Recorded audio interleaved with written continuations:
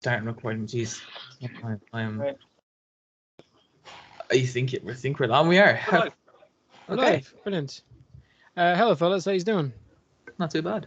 Pretty good. Good. Today we have a very special guest. So how about you introduce yourself? Hey, I'm Charles Baker. You probably know me as Skinny Pete on Breaking Bad. Also played Gray on The Blacklist, and been in a few other things, I guess. How you doing? We're doing fucking better, to be honest. Thomas is lost for words. Yeah, we're doing great. It's great to have you on the show. We're Thank you. very happy to have you on. It's good to be here. I mean, I'm sitting in my backyard just enjoying this cooler weather today here in usually sunny California. So this is fun. This is awesome. Handy stuff. Yeah, So no, tell we've us been about your getting some odd experience with Breaking Bad. Oh, yeah, it was a cool job. It was one of the longest jobs I've ever had. If that tells you much about me. But yeah, I came in. I was living in Texas at the time, and they had me audition to play originally uh, uh, one of three characters. They had a skinny stoner, a chubby stoner, and a tattooed stoner. And so I went in and auditioned for, I think, the skinny stoner. And I had tattoos, but I didn't make it a big, selling point on my audition, on my resume or anything. But I went in there wearing, the same wife beater that Skinny Pete wears, and um, I did the audition as the skinny stoner, and then I got called back with a new script that had just changed it to a chubby stoner and a skinny tattooed stoner. And I went in for the second audition, and I was the only one in Texas. I mean, they had people in California. I found out later auditioning for the role too, but I was the only one in Texas that I know of that was called back to be the skinny tattooed stoner. And so I did that audition, and they had me play what was supposed to be just one episode in the first season. And then if you aren't aware, Jesse Pinkman, Aaron Paul's character, was originally supposed to be killed off in the first season. And when they changed their mind because they really liked his performance and they loved the chemistry between Brian and Aaron, they decided to keep him on the show. And when they decided that, they realized he needed to have friends, he needed to have family, he needed to have all these other people around him. And it was either go out and do more auditions, or hey, let's bring back that skinny stoner dude. And so they brought me back for another episode to introduce Heisenberg to Tuco.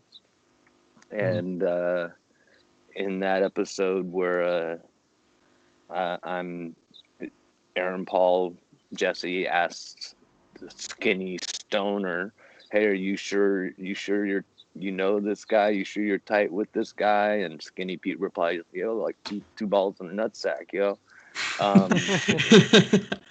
They in the script, the way it's written, we go up to the door of Tuco's office, and I go to the security guard and I say, "Yo, man, I'm Skinny Pete." And then from that moment on in the script, this character went from Skinny Stoner to Skinny Pete. And I was like, "Yo, I got a character name now. That means they might be keeping me." And that was like, that was the first indication that I might be coming back. And they really, you know, for a multitude of reasons, they just kind of kept me kind of hanging and went, "Yeah, we might call you back. We might not. We'll see you later. Bye." And so I'd do an episode and then just hang on and wait, and worked out for all. I ended up doing 15 episodes in all before the finale, or by the finale. over the 5.5, 6 seasons, however you want to describe that.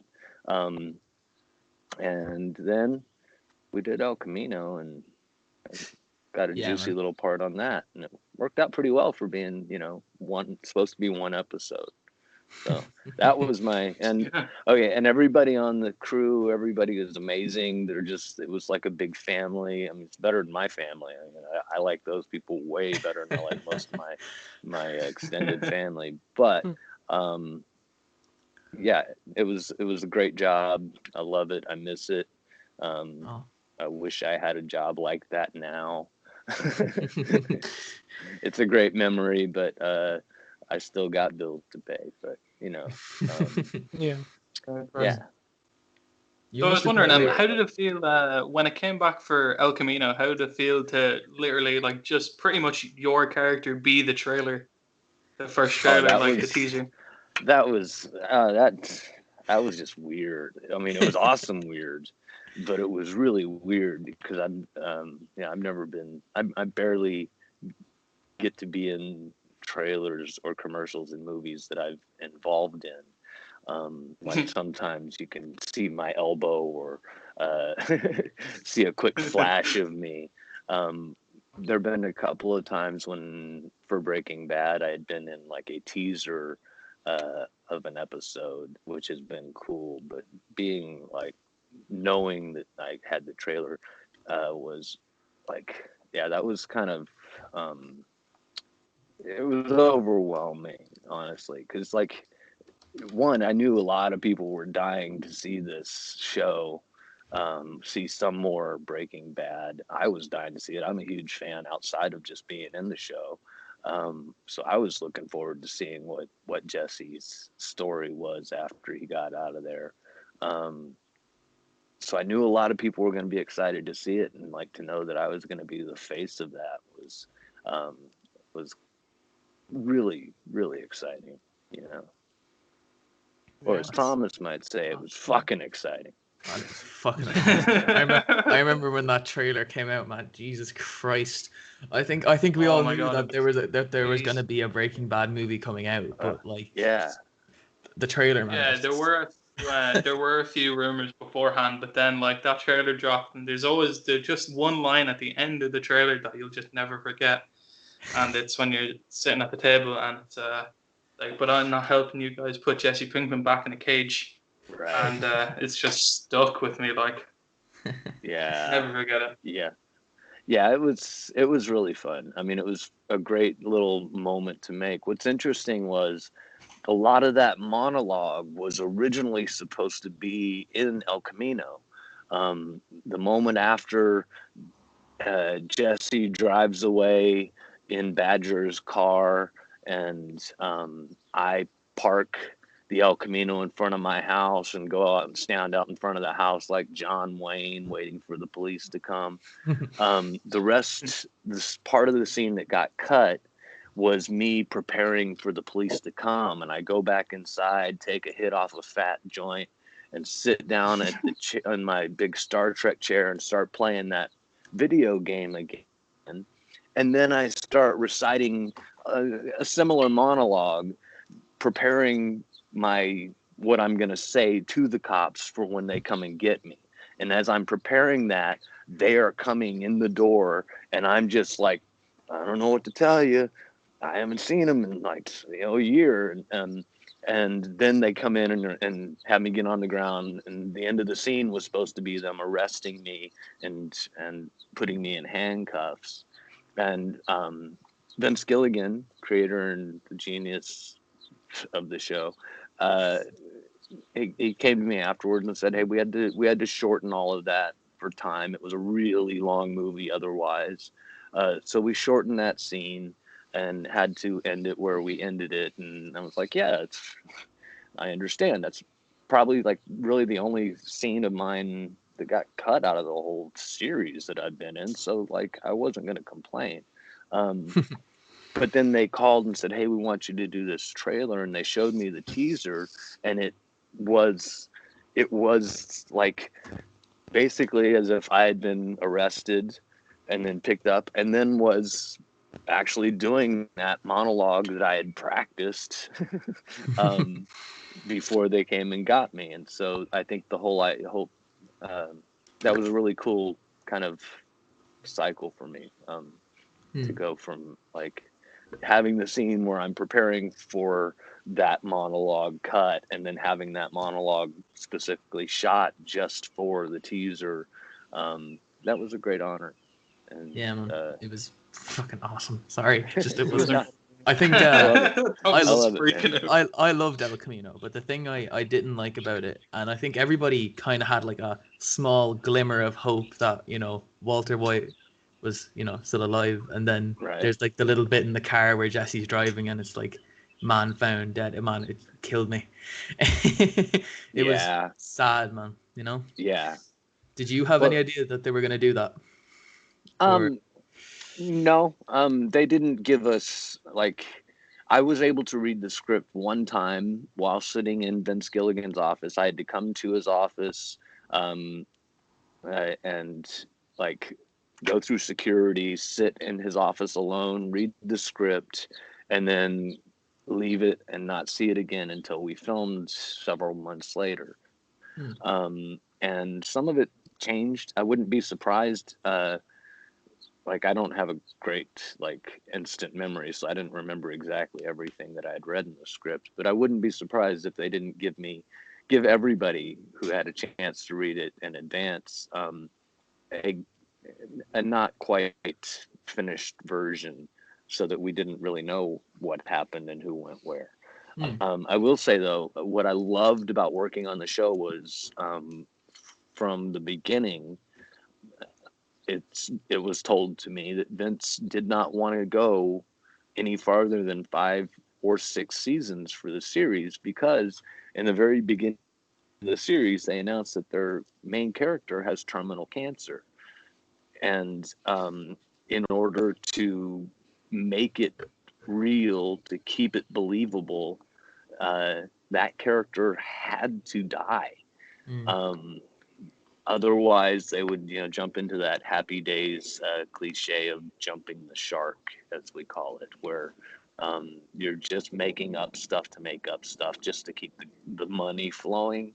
And we've seen that happen in a lot of TV shows where they just start not making sense. You start losing faith in the characters. You start losing faith in the story. And then it just kind of just fades away. And Breaking Bad got a lot of acclaim for being one of the best endings of a TV series, and that's because I think it was planned. It wasn't just we have to end the show because people aren't watching it anymore. It was we have an idea how we want this to start and how we want it to end, and then working around all in the process, they kind of improvised how to make all that happen. And I think it was brilliant, and I think more shows should have the integrity to do that, quite frankly, so that they don't just keep regurgitating the same kind of storylines over and over again because they've run out of original ideas, because what the show was based on is no longer valid, which again, it happens. A lot of shows, because they want to fans want them to keep going, and the producers want to keep making money off of it, and they lose sight of the big picture, I think. And so I think it took a lot of integrity to do what Vince Gilligan did by actually ending the show the way he wanted to, when he could have easily probably have milked it for as long as the fans would have kept going, and then just taken the money and run, and left a lot of people going, why did they keep going with that? That just didn't make sense. How did aliens come down and cure his cancer? Yeah, there's one or two shows who fall into that to the extreme. Yeah, definitely. Yeah. The Walking Recently Dead, especially. Walking Dead just needs to end. Yeah. I didn't want to actually say that, but come on. Yeah, it's I think I think it gives Vince an opportunity to, tell more stories. Like, the guy who came up with that idea, he might have some other ideas that we might want to check out. And so, Yeah. And those writers got to move on, and they took on with Better Call Saul. Some of the writers took on other shows that came out pretty popular, and some were a little more artistic, some were a little more mainstream. And I think it was a great opportunity for everybody, including me. I mean, that was like my fifth, sixth job in this business, and I'd never been to Hollywood, California prior to the final episode when I moved out here. And I moved out here, and everybody in Hollywood seemed to know who I was. Famous people knew who I was. I was like, wow, this is crazy. That must have been a great feeling. It really was. It really was. But I'm a little spoiled in that respect. I mean, I have a lot of friends who've moved out here and have struggled hard to get anywhere in this business, and some have gotten pretty good, and some just went, hey, maybe this isn't for me. And I came in going, hey, what's the problem? You just walk into Hollywood and suddenly you're like getting hit by paparazzi and going to famous people's houses. What's the diff? Because I had, I prepared for this opportunity. I knew I had a plan starting in Texas. I knew that if I could become a popular, get into a good role and show what I could do in the town that I lived in, that wasn't a big film area. It has a little bit of a film market, but not big.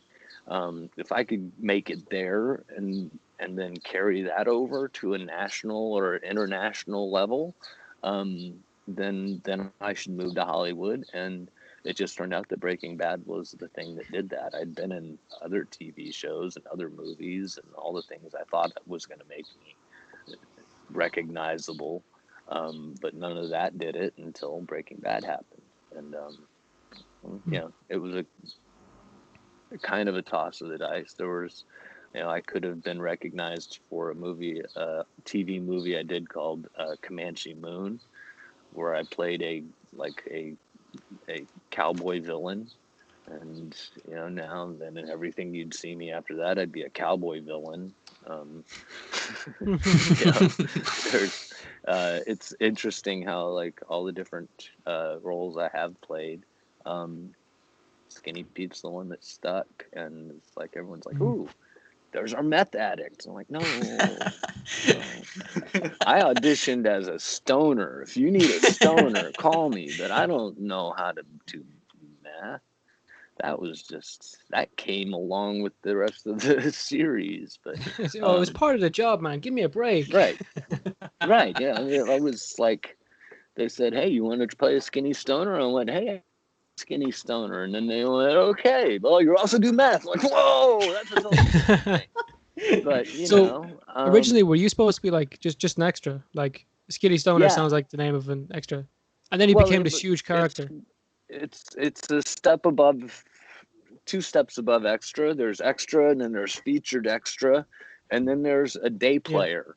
And a day player is somebody who has 3 or more lines, I guess, or I don't know exactly what the number is, but has is usually somebody who has dialogue, but only for one scene, and then they're gone, and then they never come back.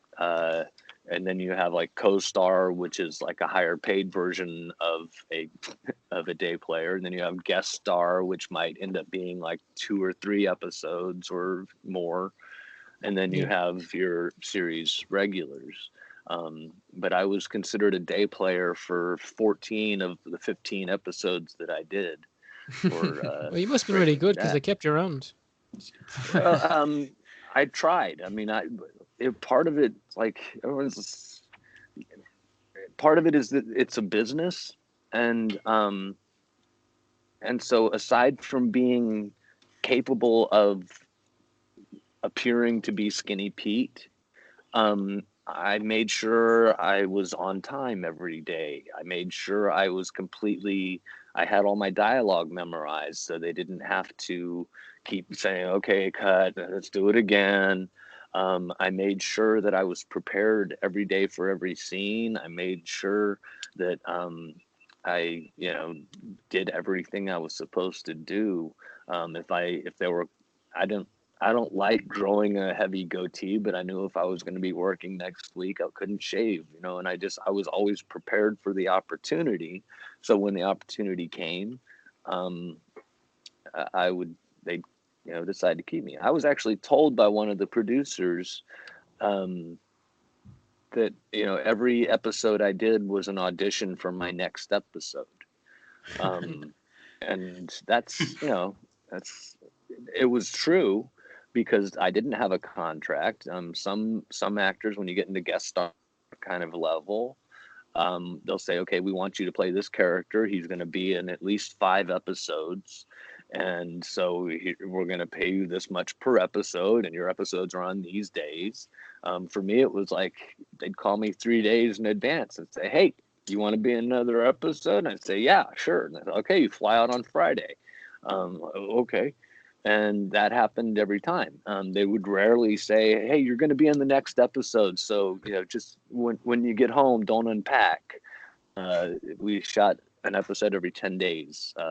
And they didn't want to have any obligation to keep me on hold. It's kind of a business decision. It's like I was in a place in my career where I needed to be on a show. And so if they called and said, hey, are you available? It was much to my benefit to say, yes, I'm available.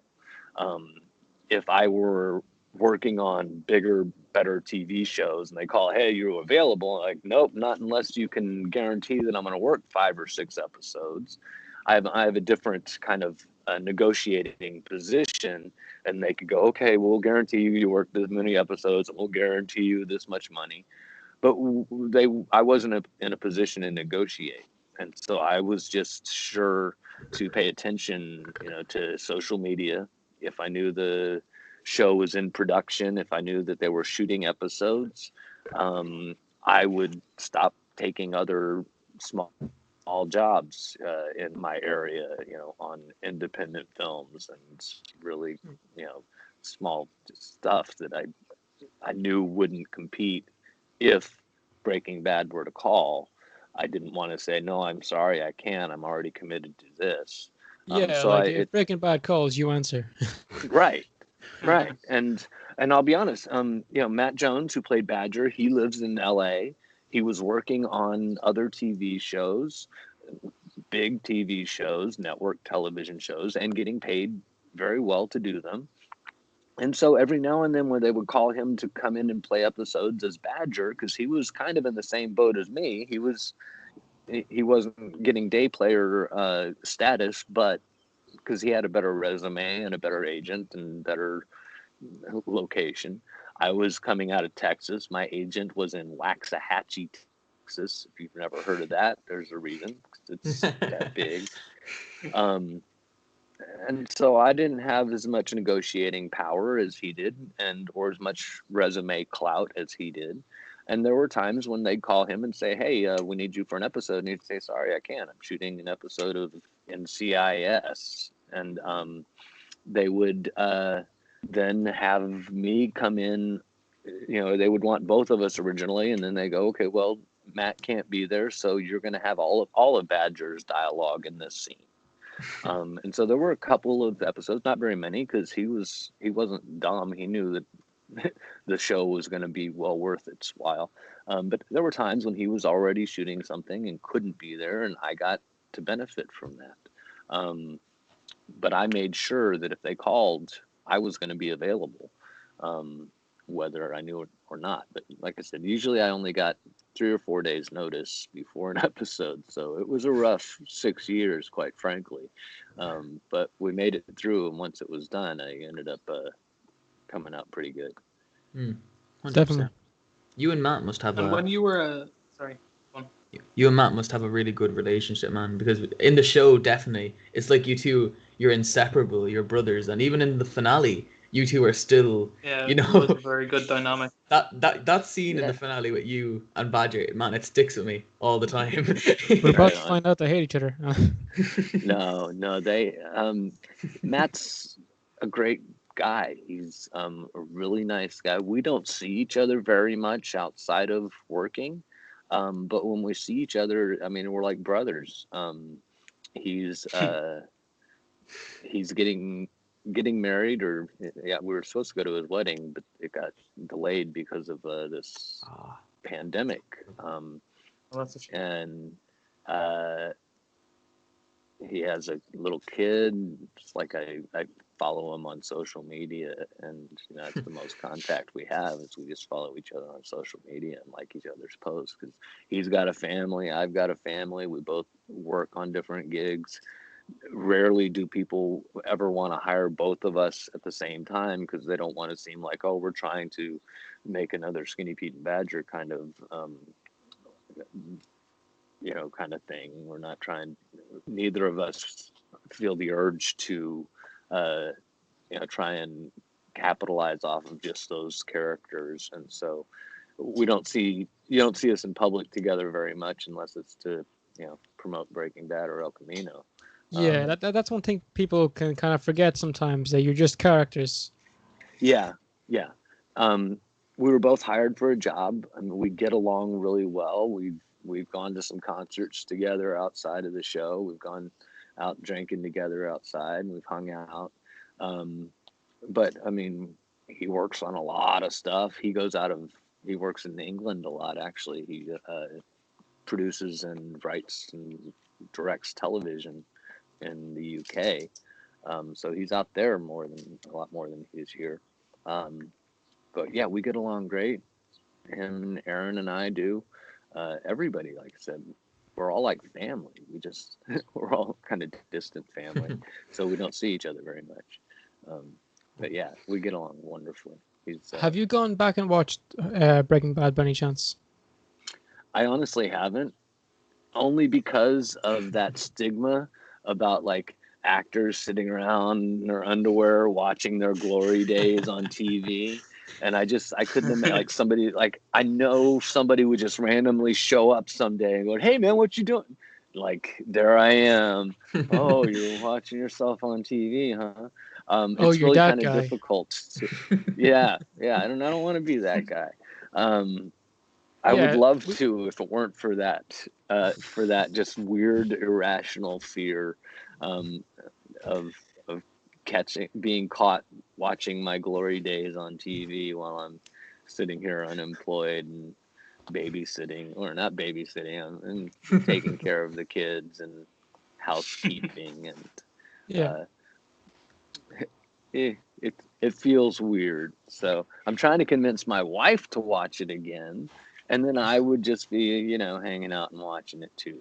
But my That's the kids are best too part of young. marriage, compromise right there. Right. My kids are too young right now to watch it, and the only time she ever gets to watch TV is when they're hanging around, because she works during the day. So maybe when they're like old enough, when one of my kids is old enough to start watching it, maybe she'll watch it again, and like we'll let them see it this time. But yeah, I don't know. I haven't. I see clips every now and then other people post and from on YouTube, and I'm reminded of stuff I haven't seen in 10 years. But So. sorry, Jesus, is it good? No, it's worse. Oh, Christ! It's back. It's fine now. It's fine. Don't touch Okay, it. all good. It's good.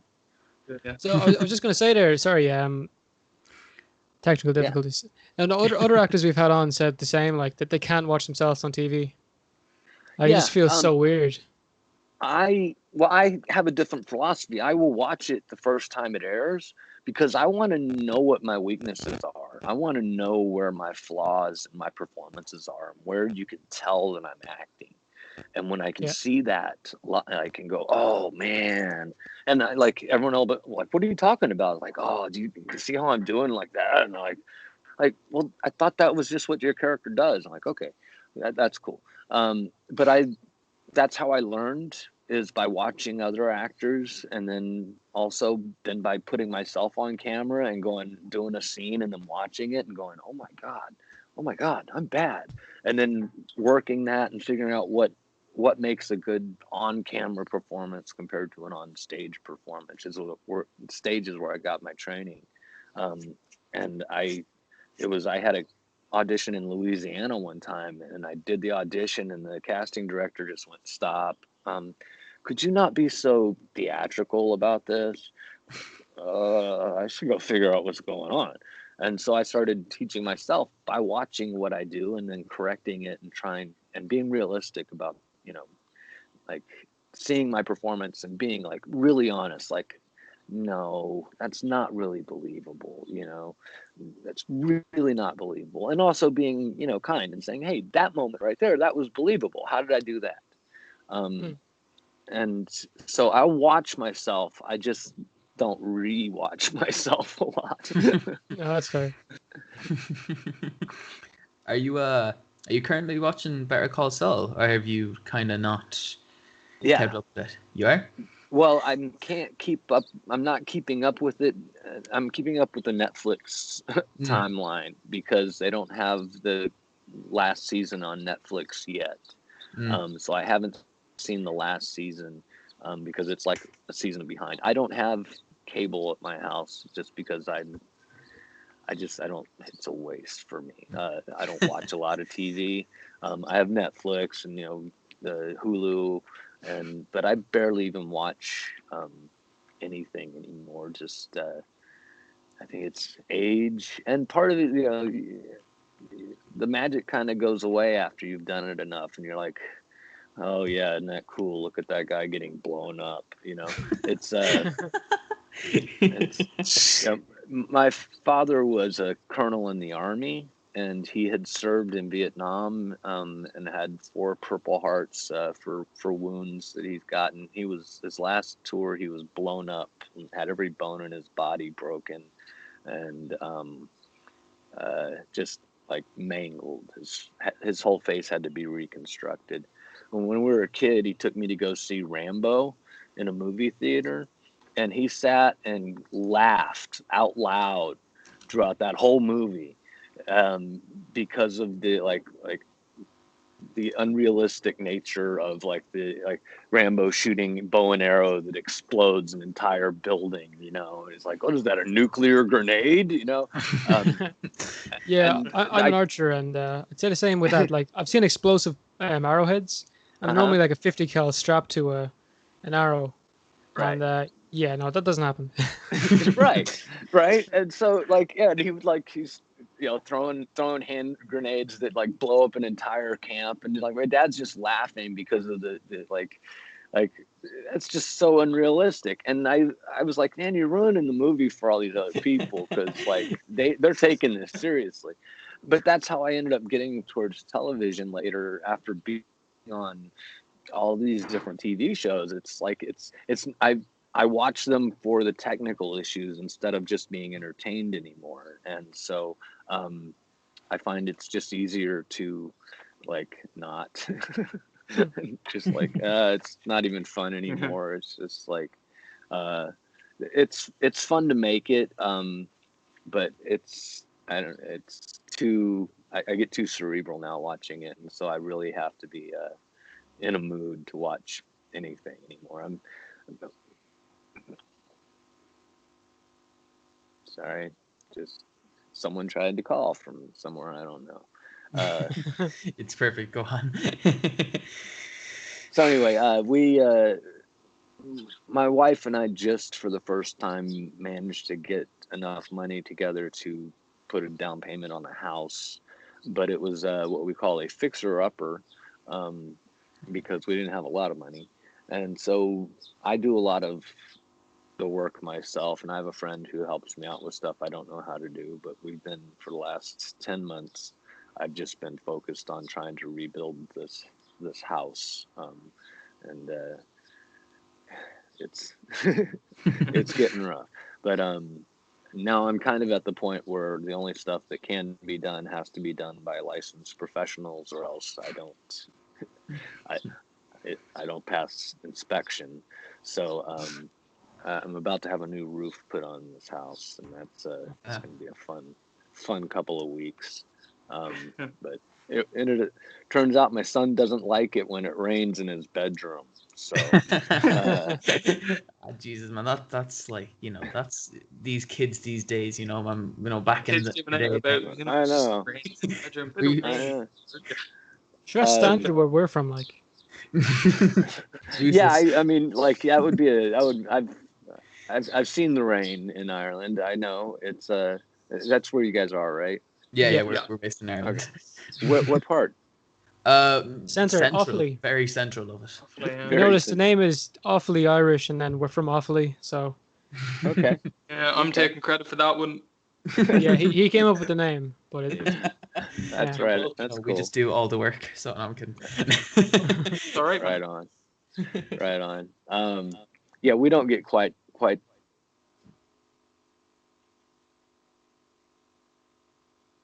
Hello. Did it freeze there? Yeah. Yeah, he's after freezing. Right. Huh. Oh no! Hello, we can hear you. That's our winter. Uh-oh. No, you're right. You're good. Oh, you're back. You're back. You're back. You're good, man. All right. So anyway, I've been working on this house. It's a old mid-century modern, what they call it. It's like it's just like me. It's mid-century modern needs work. And so it's like perfect for me. Awesome. Anyway, what else you got? I'm just sitting, like, it's like sun's coming up now. It looks very, very nice. It does look very nice out there. Yeah. I was just gonna ask, when you were in the middle of filming Breaking Bad, did you know how big it was gonna get? Because now when you talk about Breaking Bad, it's become this like cultural phenomenon. Like it was everywhere. We knew we had a good show. The first season, we knew we had a good show, and it was kind of we weren't really like concerned about the critics, and it was just nice to feel good about what we were making. And it wasn't really till like season 3 that it really hooked with audiences, because that's when it got into Netflix, and then it started getting so much attention that it was kind of obvious that like people are going to love this.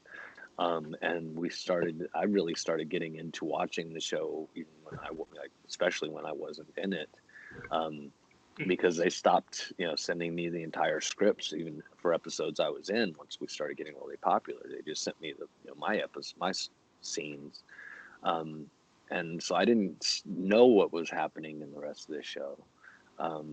And I watched it as the rest of the audience and the rest of the world watched it come out. And like, yeah, there was no doubt it was going to be one of I had no idea it was going to be as big as it was. I don't think anybody could have anticipated that. I mean, you always hope. Every TV show and film I work on, like, the anticipation is, like, the idea is to make the best thing ever. Whether or not you actually like execute that is another story. And like, so we knew we were making something good. And then when we saw that audiences agreed, then it became like, wow, this is awesome. And we didn't want to let them down. And in my opinion, like, nobody wanted to lose that, Yeah. So it was fun. It was amazing. So it was high stakes and high standards. It really was. And it's interesting when you have somebody like Vince Gilligan, who's just a very kind, humble man, and Bryan Cranston, who is just kind, loving. He's not as humble, but he's kind and caring and funny. When you have those guys as they're like father figures for you on this show, and everybody did their best, not because they were getting paid, because it was AMC. Nobody nobody knew who AMC was, and they weren't paying a bunch of money to be on that show or to work on that show for anybody. But people loved the idea of the show, and then they loved the people who were making it. And because of that, they worked harder and worked better and did the best work they could, not for the money, but like for the respect they were getting from their bosses, because Brian and Vince would go, man, that is great. And you'd be like, awesome. I made Vince happy, you know? And that was the goal. I mean, it wasn't about anything but just like, hey, like these guys are awesome. I want them to like me. I want them to keep liking me. I want to keep coming on to this show. So I'm going to do my best. Despite the fact they aren't paying me very much, you know what I mean?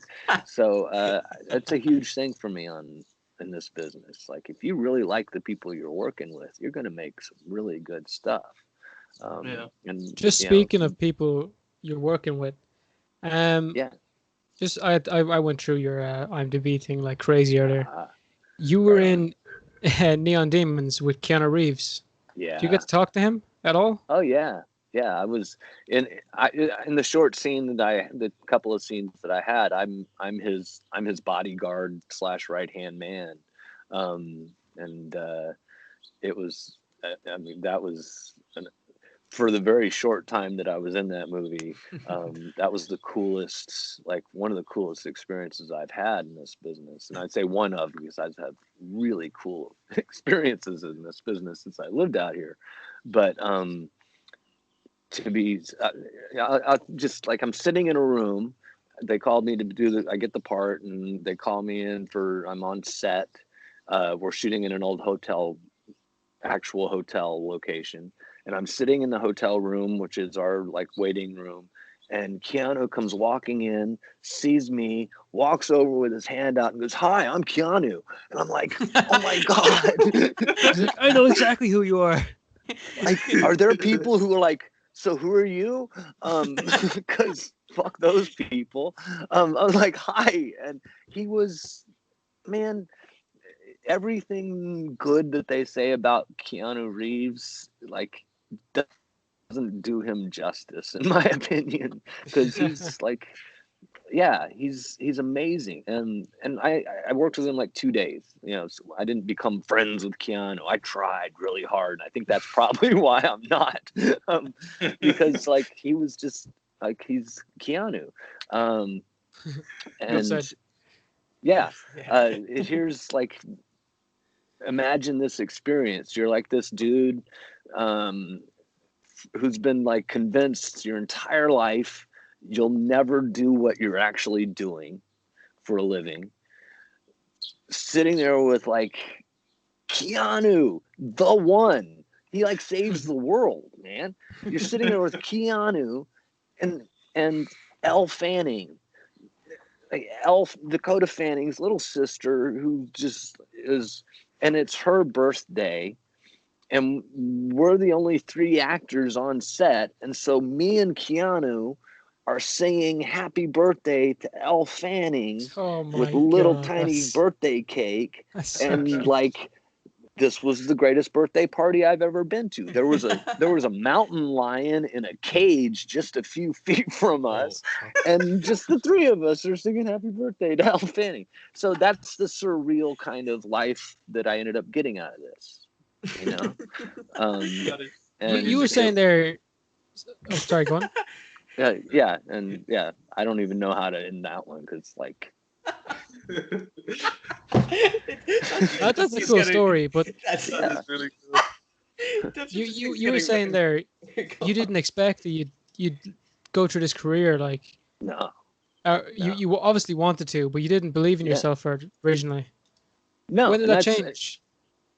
It didn't, but I had an acting teacher tell me to act like it did. Said, fake it till you make it. I auditioned. I was in college studying acting and music at the same time. I was a double major. And I auditioned for a scholarship at a theater school, interestingly enough, that was in Santa Fe, New Mexico. I was in Texas at the time, but I was auditioning for this full scholarship to a theater school in Santa Fe. And the audition was, you had to do perform 2 scenes and then do an interview. And I performed my 2 scenes, and I knew I blew those scenes away. But then I did the interview, and the lady left, and my professor came to me. It was a junior community college that I was going to, which like is an under kind of lower kind of school. My professor came to me and said, "What did you just do?" I'm like, "What?" She said, "You just talked yourself out of that scholarship. You would have, like, if they were going by your performance, if they were just going by your performance alone, you would have gotten the scholarship immediately. But when they interviewed you, you talked so bad about yourself, and you were so down on yourself because I had really low self-esteem. The interviewer, the person who was giving out the scholarship, didn't think I would like make it through college because like I didn't have like any confidence, and like that didn't inspire them to go, "Hey, let's give you a lot of money to go to our school." And she said, if you want to be in the entertainment business, you yourself are a product. You're what you're trying to sell to people. And if you don't like it, how are you going to convince other people to like it? And so if you don't, and she wasn't being callous, she wasn't being cold. She said, it doesn't matter how you feel about yourself. You need to convince other people that you're worth investing in. And so I didn't really develop self-confidence. I just stopped blocking myself. I stopped selling myself short, and I just let other people decide whether or not I was good. And when they started hiring me, I didn't go, "Why are you hiring me? That's stupid," and quit. I just went, "Okay, and I'll do my best." And I don't understand why you're hiring me, but it's not my job to decide that. My job is just to do the performance. So I'll keep playing this character, or whatever characters you want. And then if you fire me, I understand, because I don't understand already why you hired me in the first place. And that kind of kept going. And like, I still doubt myself every day. I still, like, I'm insecure as hell, but I mean, I was raised, and there's a horrible story about how I was raised that I wrote into a book that is trying to get published right now. And I don't really want to get into it, but I had a horrible childhood. I had horrible parents, and I was raised to believe that I was absolutely worthless and would never become anything, and that I should be dead. That I should not be alive. You proved everybody wrong. Well, like, I have. You've done some amazing things. Yeah. And I'm going forward with that. And so that's but there's, if I were to get into the psychological aspect of it, I've actually incurred a type of brain damage due to that kind of thinking for a long part of my life. And I've had to basically just create new habits for the last 20 years to get myself to stop sabotaging everything I do, because my brain is going, "Oh no, you're not good enough. You're too stupid. You're too ugly. You're too short. You're too dumb. You're too whatever." I just had to like train myself to just go, "Okay, sure, whatever," and then do it anyway, and let other people judge. And I don't know, it's worked out so far, and I'm very happy with where I'm every day. I'm like amazed. Sorry about the airplane. They don't come over this part of town much, but they do. Every day I'm amazed by the fact that I'm here, that I live in California, that I own a house.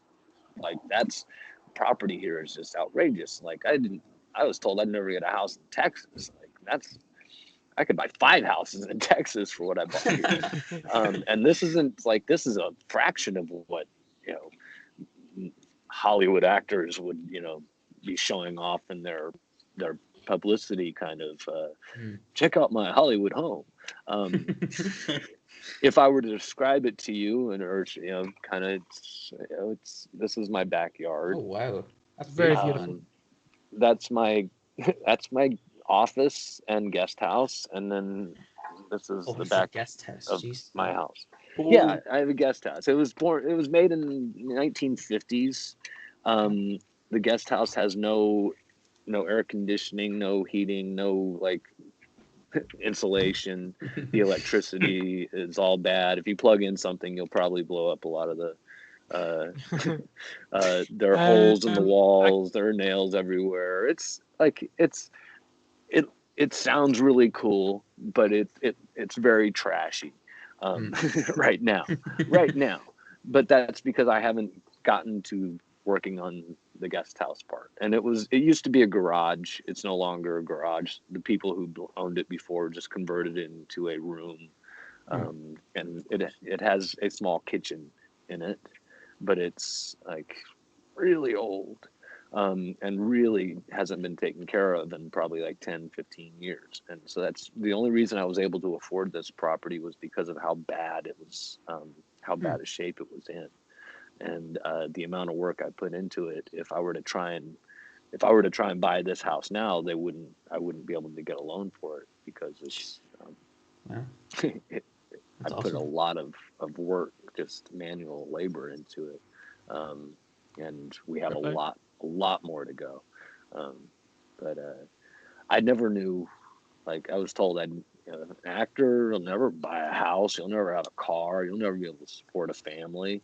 And like, here you are. But I have a wife. My wife is an attorney. She's not practicing as an attorney right now, but she's an attorney, and now has a job working in escrow and land title. It's a very good job. It's not like Uber. It's not what she got when she was an attorney in Texas working in oil and gas, but she makes okay money, and she supports us more than I do. I help provide extra, put roof on the house money and stuff like that. So, well, I'll be honest, the roof is essential. yeah, But it is. No, I wanted to ask. Obviously, like a lot of people go through similar situations to what you went through, and people lack confidence. What would you say to your younger self going through that, if you could talk to them now? That's sorry to put you on the spot. yeah, that's don't believe everything you think, is advice somebody gave me. Like, oh, okay. That it's art, especially, and that's the only position I can speak from. Art is subjective, and so you can't always be the one who decides whether or not your art is good,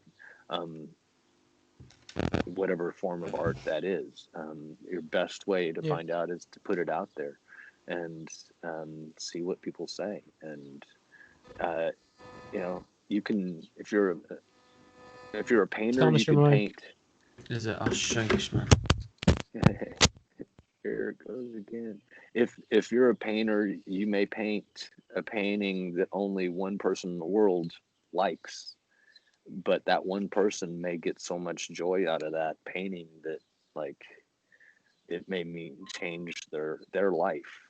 And that goes with any form of art. And if you can make one person's life a little bit better, why shouldn't you? Why couldn't you? So, as artist, I've been told, and I kind of agree with, as an artist, it's kind of our moral obligation to share, because like Picasso said, art is the lie that reveals the deeper truths. And who's gonna hear those truths if we don't speak them?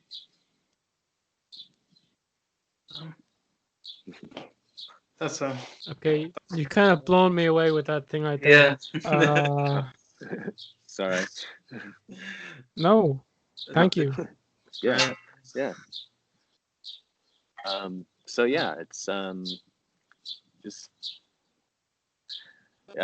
you don't need fake it till you make it, and eventually it'll start coming. It's really the easiest way to put that is just act like you have confidence in whatever it is you do. Feel like you have confidence in what you do, and let other people feel like you do. Even if you don't feel like it, let other people feel like you have confidence in what you do, and then see how it goes. And you may find yourself really surprised by the results you get. Yeah. Jesus, like these are, I think. I thought we were going to talk about meth for an hour. Yeah. Yeah, I don't know anything about math. we used rock candy on the show. One of our as questions math. was, did you ever get to eat it? Oh yeah, I still have a bunch of it, and I every now and then grab a bite or two because man, that stuff's good. It's cotton candy flavored. It's my favorite. But yeah, I brought some home from the set, and like they used to have like giant containers. You can't see these giant like meter high, 2 meters wide friggin' containers that were just filled with rock candy. And it was really good stuff. And then anytime I go to some kind of Breaking Bad promotion or event, they always have little baggies of it that they're passing around. I'm like, I'm taking some more of that. But it's I don't do a lot of sugar, but every now and then it's just some good candy to partake in, Yeah. Oh, one thing I want to know: did you keep the Skinny Pete beanie? Not from the original series, but from El Camino. You're damn right I did. But there's a reason. On the original series, they only had 2 copies of the hat. I don't know where they got it, how they ended up with it, but they only ended up with 2, and they could not lose. Like they had to have one in case one gets lost or stolen or damaged somehow. And so you always have a backup, but they only had the 2. But when we started production of El Camino, they didn't even have those because like they auctioned, one was put in storage for the Smithsonian and one was auctioned off. And so when they started El Camino, they came to me and went, "Hey, do you have like a version of the hat or something that like, can you help us figure out how to recreate the hat?" Well, Jimmy Kimmel, his crew made a version of the hat for me to do for this bit his crew made called Heat and Meat with Skinny Pete. And like when they called and asked me to do that bit, they were like, "Can you bring the hat?" And I was like, "I don't have the hat," and told them the story. And so we'll make you a new one. So they made a recreation that was really close to the original. And so then we're making El Camino. They went, "Do you have a hat?" And I went, "You can use this as like a template." And so they used the Jimmy Kimmel hat as a template for the El Camino hat. But knowing that Aaron Paul was going to be wearing it, and that it was going to be part of a thing, they decided to make a lot more copies of it this time. So I knew they had enough that like when I was done, okay, bye, thanks, and just stuck it in my pocket, that Aaron would have plenty to choose from that wasn't already gooped up from all the stuff they'd been putting in my hair to make it look like I hadn't aged for 10 years. So yeah, I kept the El Camino hat, and they could send the SWAT team to come get it. But yeah, Fair enough. it's safe and secure in my office, and by that I mean it's just on I had a head cast made of me for another project I did that was a full like it looks like just a mannequin bust of myself that's bald, and so I put the Skinny Pete's cap on that. So like if you go into my office, it's like Skinny Pete's standing over there. It's weird. That's great. Because you always hear about actors, like if they have a costume or something, they'll always bring something back. Yeah, and, it is kind of a treasure. Yeah, I'm not a big like steal stuff from stuff, because a lot of like costume stuff, some expensive stuff, it comes out of that department's budget as opposed to just from the production. A lot of times that's out of the costumer's pocket. You know, so I'm not a big fan of just taking stuff. I will take like props that they've thrown away. I have like bullet casings from a lot of the shows where I've played characters that shot bullets, and I have just different size bullet blank casings from different shows, and flyers and stuff that is thrown away. I'll keep those kind of props, or things that were mine, and well, we're done with that. That has to go away because it was made just for this. So I don't take a lot of stuff, but yes, I've been tempted a lot of times. Just like, yeah, I really want this jacket. This is really nice. But no, I don't. And every now and then they've actually said, "Hey, you can keep this. This is yours. We'd love you to have it." My favorite thing was that I have was from a TV series that didn't last very long called Training Day, with Bill Paxton, and I played just one episode as this biker, and they had to have a leather jacket made just for me. It had to be smaller. They had to have it tailored for me. And when we finished shooting the episode, Bill said, "Hey man, I'd love for you to have this, but like not until we're done with this episode, because in case they needed me to come back and shoot anything." So the costumers held on to it until they were done with the episode. Unfortunately, Bill died shortly after that, and so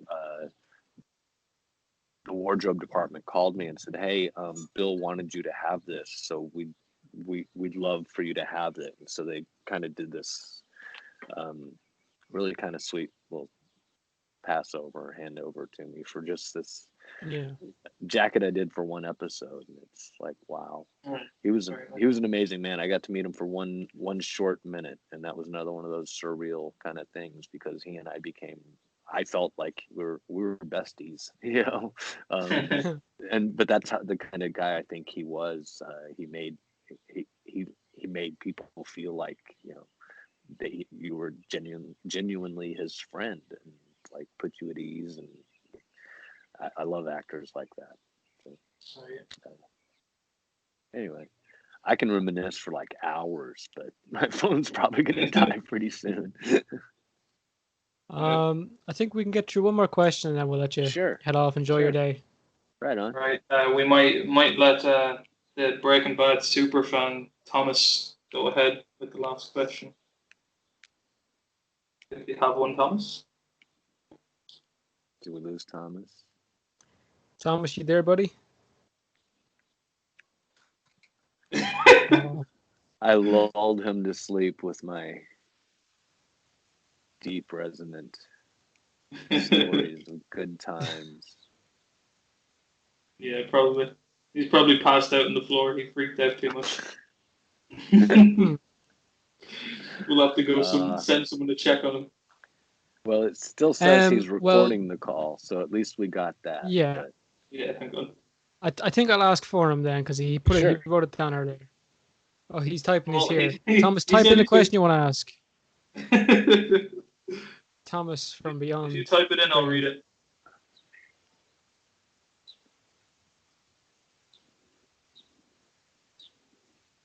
I can't even read it. I can. He typed in something and then got rid of it. Come on, type his question. Alright, so. Thomas, do you need medical help? Type Y or N. What's the most shocking. Wait, what's the most shocked he's been? All right, what's the most shocked you've been watching Breaking Bad? Ooh, watching Breaking Bad, shocking was when Like plot when Walt ran over those gangsters that Jesse was about to have a shootout with, and just plowed into him with that ugly ass car, and then got out and went run. I jumped out of my chair, and I actually read that in the script and was like, oh, cool. And then when I saw it, I jumped up and went, whoa. That was one of my absolute favorites. Yeah, that was a pretty you weren't expecting that whatsoever. Right. Because there wasn't any. Usually, in a show, when there's a shocking moment, there's something maybe 20 minutes before it to kind of foreshadow it. But with that, There was nothing, absolutely nothing. Yeah, it's a bit crazy. Was incredible. You weren't prepared for that one, and it kind of to me that was oh, this dude's all in now. Yeah, he's not the Walter White we started out with. Right. So yeah, that was easily the top one for me. That was a very good moment. I have to be honest. Just full on dad coming out of nowhere with an Aztec. Yeah, it was fun. I wouldn't. Like I said, I read that, and I even told my wife, come here, you want to watch this part? I was ready for it, but I still was holy crap. Yeah. They did it really well. Thomas is back. Yeah, I'm using my computer mic now because my actual one isn't working. So, yeah, man, I think the part that shocked me the most is when Todd shot that kid after the train heist. Man, I was open mouth fucking awe, man. I was shocked that was pretty crazy. That was fucking crazy, yeah. Yeah. Well, before his phone dies anyway, it's been a pleasure to have you on today. And thank you so much for actually answering us and getting on. Yeah, man. No problem, guys. It was fun, really. This was, I'm sure Gerard, you've seen Breaking Bad, right? I seen El Camino before I seen Breaking Bad, to be honest. So it's very confusing for me. For the three of us, it's been surreal. Right on. Incredible. Thank you so much for coming on. Yeah, thanks a million for getting on. No problem, guys. Thanks. Yeah. So, have a great evening, and I'll enjoy the rest of my day. And you take care. Thanks so Ladies much. and gentlemen, Charles Baker. Thanks so much for coming on. Yeah. Bye.